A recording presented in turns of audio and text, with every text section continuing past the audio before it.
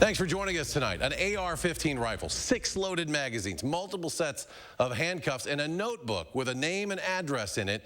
That's what was found inside a car parked outside a woman's home last month. The man behind the wheel, dressed in all black, 19-year-old Gabriel Savage, today officially charged with attempted kidnapping and stalking.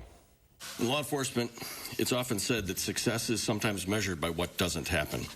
And in the case that we're here to talk about today, that is absolutely true. A pretty incredible story on how this all played out in DeForest. Halil Mohadeen joins us now with more details.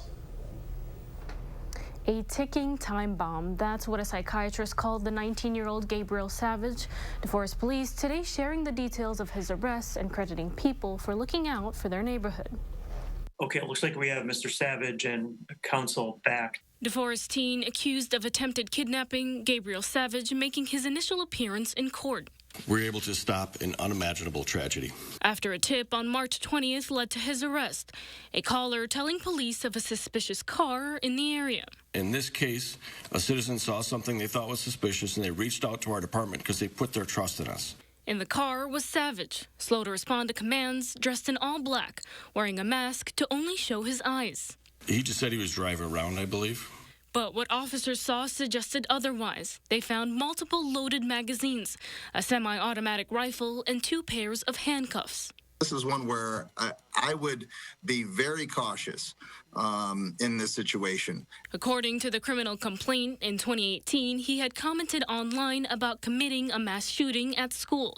It reads, he told his psychiatrist nothing would have happened if he got laid. Conduct that's being alleged here is pretty concerning and pretty serious. Later in Savage's car, his parents found a notepad with, quote, alarming writings, which included the name and address close to where he was parked of a woman Savage was reportedly infatuated with. The detail that's in the writings are something that raises our elevation of the seriousness of it. Officers then finding more notes in his apartment that mention drugging a woman, holding her at gunpoint, and sexually assaulting her. Definitely caused us a higher level of concern. Chief James Olson thankful for his officers' due diligence, able to prevent what he says could have been a significant tragedy. Proud of the work that they do.